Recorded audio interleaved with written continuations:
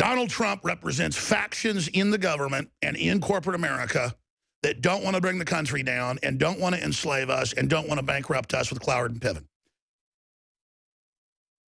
I can tell you that. That's been signaled from high levels before we were ever contacted by the Trump people. And Donald Trump knows exactly what's going on, didn't know just 5 years ago, looks completely different, is totally freaked out, and basically sees himself on a suicide mission if you really want to get into inside baseball. Donald Trump is ready. He is full bore and just committed.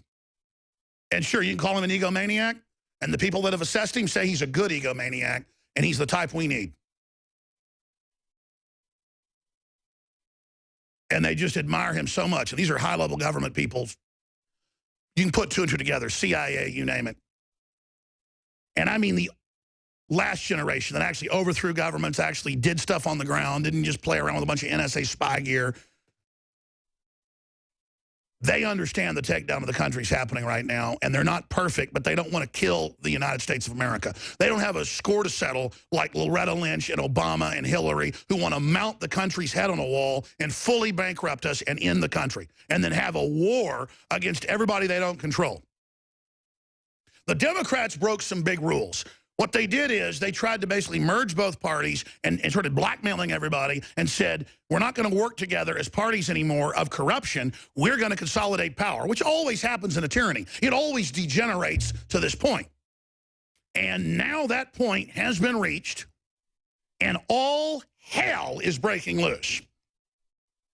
You don't just think Scalia just died and that that's an isolated incident, do you? But let's not forget one thing.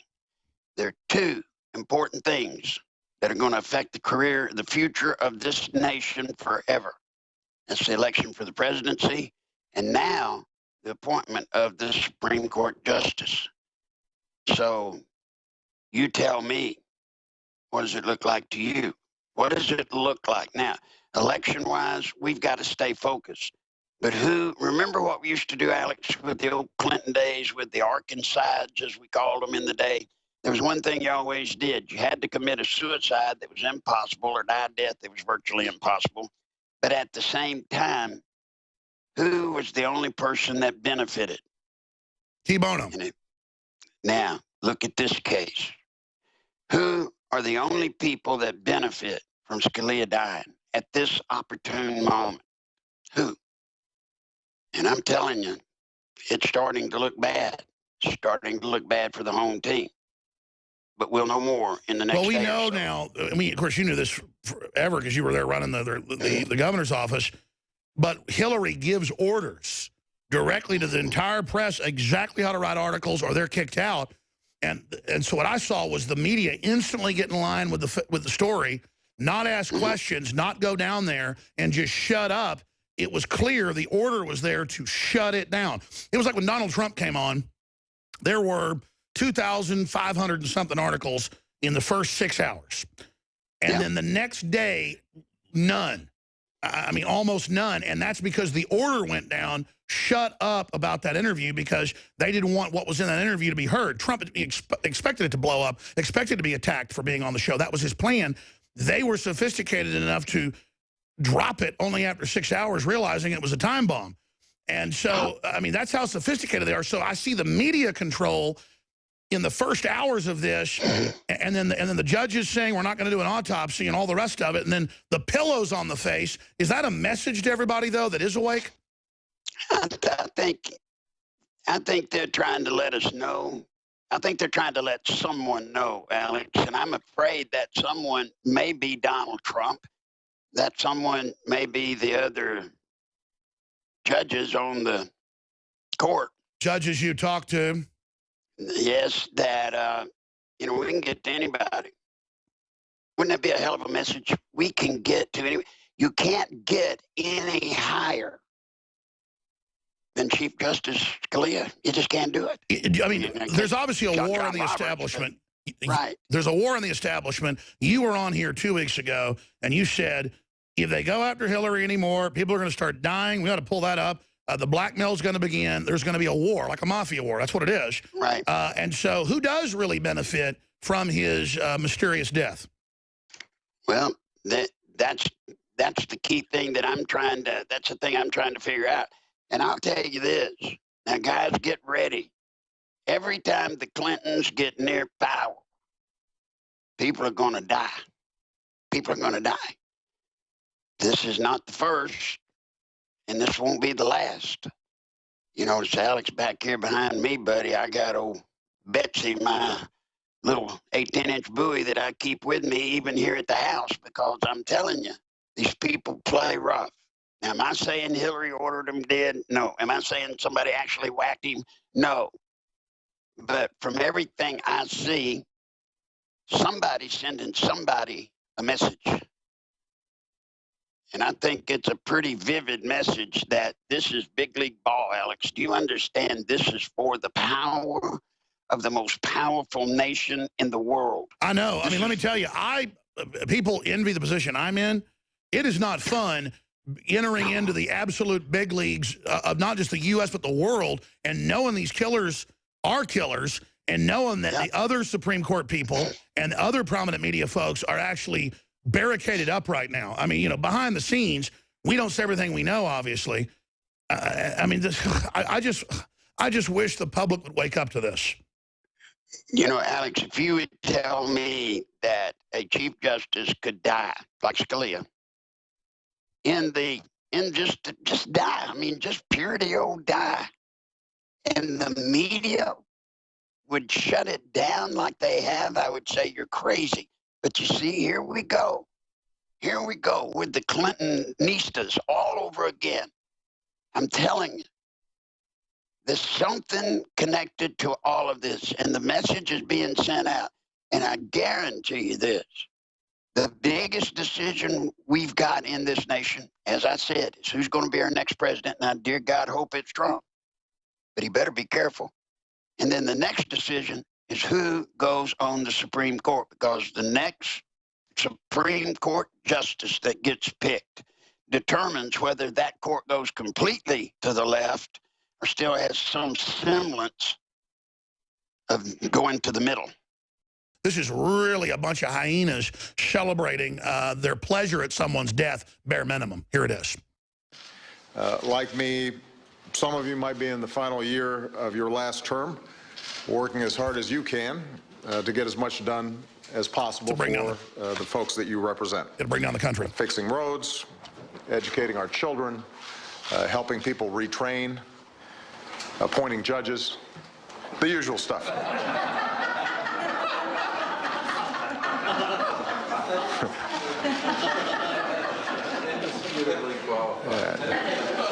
Scripted, distasteful, hateful comment a day after Antonin Scalia was put 6 feet under. Stay focused, folks, please. Remember, don't let this be a distraction. Don't let them distract us from the mission at hand. I'm telling you, this election will be the last presidential election we'll get to be a part of, Alex. It is. I'm sorry, it is. And I'm going to tell you something, folks. We've never had more power than we have right now, because every one of the politicians that are running for office, remember, a third of the Senate's having to run, every member of Congress is having to run. And they know this country's about to come down. They know it's about to come down.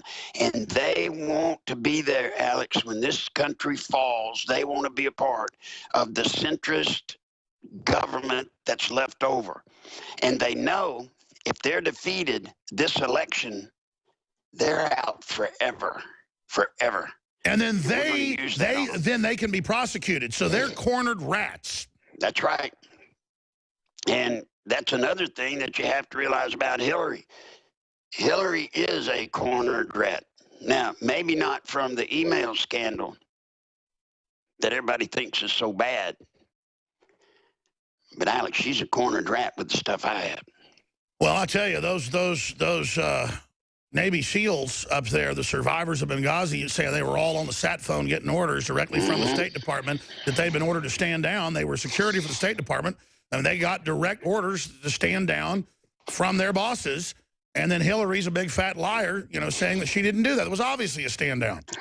Yeah, well, I promise you this.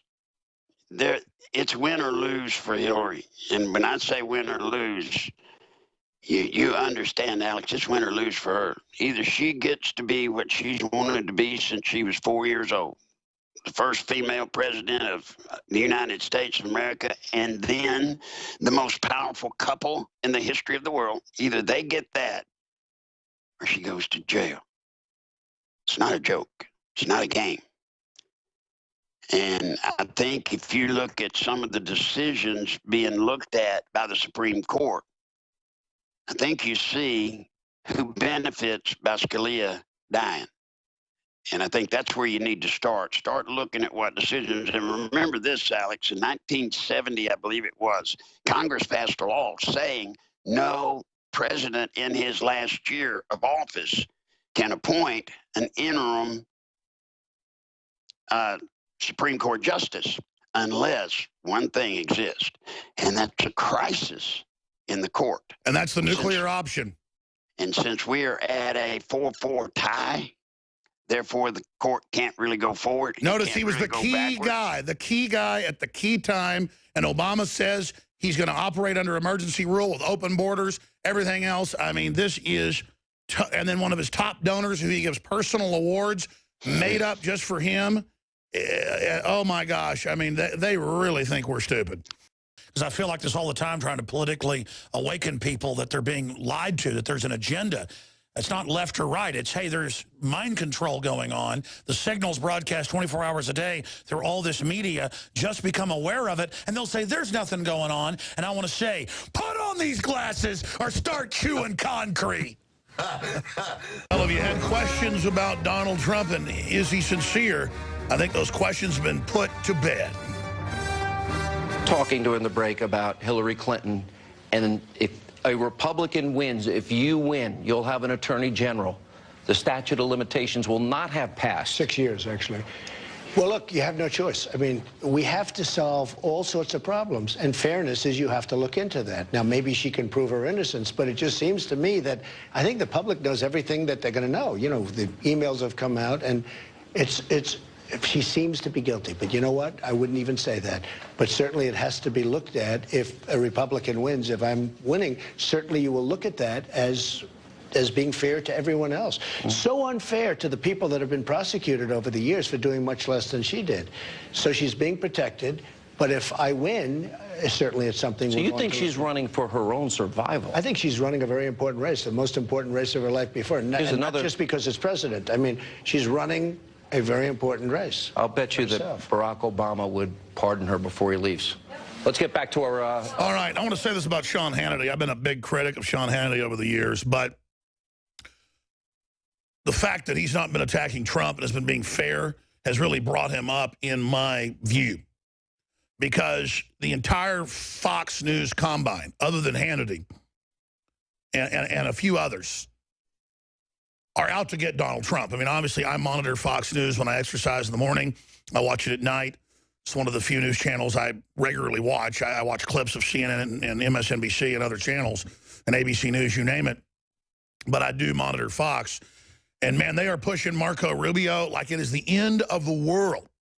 And remember, Rupert Murdoch, 9 years ago, when the first Obama campaign started up, a year plus out from the election, was backing Hillary Clinton and was one of her biggest individual donors. And the Fox properties, it's come out in the news, have directives to push global warming, anti-family agenda, anti-father figure agenda. He just wants to control the conservatives with Fox News. And it's despicable. And that's why Fox News is always, you know, trying to criticize yours truly. But Fox News is waning, not as fast as other dinosaur media, but it's definitely waning. But to see Hannity come out and actually, you know, let Trump talk is a big positive situation. But you can see the Republican establishment and the Democratic establishment are fully against him. Roger Stone, big Trump insider, former head of his campaign, one of the key guys that got him to run, was on. He'll be in studio Friday. He's coming down here just to be on the show from New York. he said off air, he goes, oh, no, Trump can't stand the big banks. He can't wait to go after the Federal Reserve. He knows it's, basically foreign owned. He's going to take them to the cleaners. No more tax exemption, no more free money from them to taxpayers. Donald Trump can't stand big banks, he said. He said, I'm going to talk to him tonight. Look for him to come out for an audit the Fed called. And then Stone called me yesterday and said, did you see what Trump just tweeted 2 minutes ago? And I said, no. And right then, Nico runs in as I'm on the phone with Stone, who I talk to basically daily, talk about a hardworking guy. And he goes, Trump just said we need to audit the Federal Reserve and that Ted Cruz should have been there and shouldn't be missing votes on it. So those stories are up on INFOWARS.com. Trump calls for auditing the Fed. I mean, he needs to have a criminal investigation of Hillary if he gets elected. He's going to audit the Fed. He's going to release the 28 pages about Saudi Arabia and 9/11 and the Bushes and the Clintons. You don't do this unless you're 100% anti-establishment. They wouldn't have an actor doing these type of things. They'd be doing fake populist things. This is pure Americana. And if Donald Trump gets elected and actually does 10% of what he says he is, he'll be the real John Wayne. I think when the character Nada looks out and he says, I believe in America, I think that's probably the biggest statement of the entire movie. One thing, for instance, when we would go to press conferences, if you happen to be wearing something like a Rolex, we took it off. Or, John and I both drive Cadillacs, trying to buy American and keep the country safe. And in that shot, you had all the skyline of Los Angeles and the character Nada, which means nothing, obviously, which means nothing. The thing that was interesting with Nada staring over the LA skyline was you didn't know anything about him. You didn't know where he came from. He wore a wedding ring. You didn't know why. You didn't know where he was going. He's that lost American wandering around, and he still looks out over the skyline of Los Angeles, and he says a very profound statement. I believe in America. I do too. I know you've been on the fence on Trump, and I haven't talked to you since Trump came out and said audit the Fed, investigate 9/11, he'll expose the Bushes, he'll indict Hillary. I know you were, I guess I'd say 60-40, 60% for. I mean, correct me if I'm wrong. Knight's coming over to Trump now? I mean, come on. Give me your honest opinion. Well, now that he's coming out and said that if he becomes president, he's going to take Hillary Clinton and put her where she needs to be in jail, I'm all about it. Anyone who's going to stand up and go against Hillary Clinton, you've got my vote. I can't stand that woman. She's the most evil person in the world. And anybody who's willing to stand up, especially come in, get that nomination, become president, and put her in jail, I'm all for it.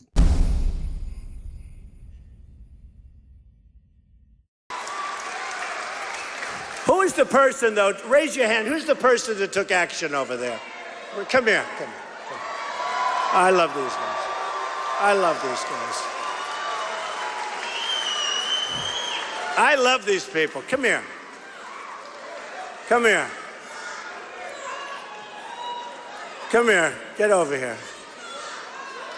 Look at this guy. Come here. Come on up. Bring him up here. That's all right. Bring him up. I want him up here. Come here. Bring him up, too. Come here.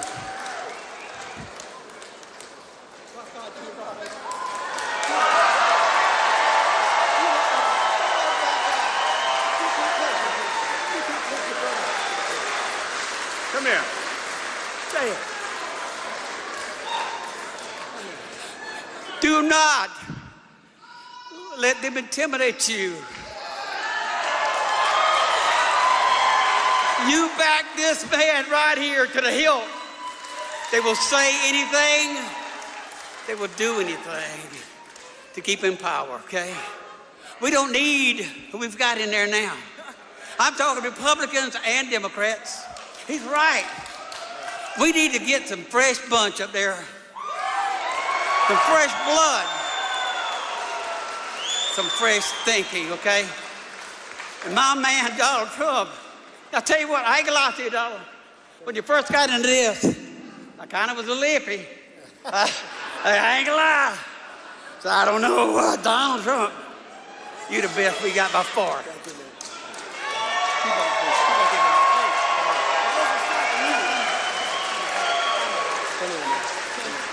Say something? Say something. Go ahead. He's a great public speaker, this guy. I got 2 tours of Iraq. I'm a Richmond County deputy.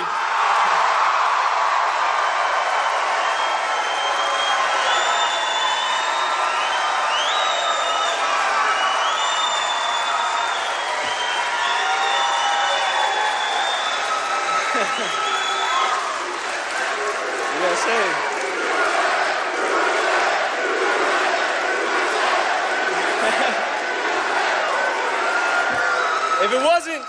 If it wasn't for Mr. Trump right here, I don't think any of us would have the voice that we have. This is the only man that's going to really bring America back. He understands what it means for me and my people out here who have been to war. The police, everything you talk about, Mr. Trump, I can promise you right now, my department and the departments around me, we need you.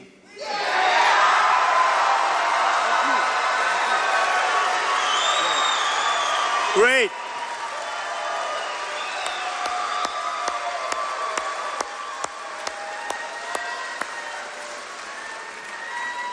I mean, that's so cool. But think of it. I see this guy, nasty language, really horrible language, which won't be reported by these guys.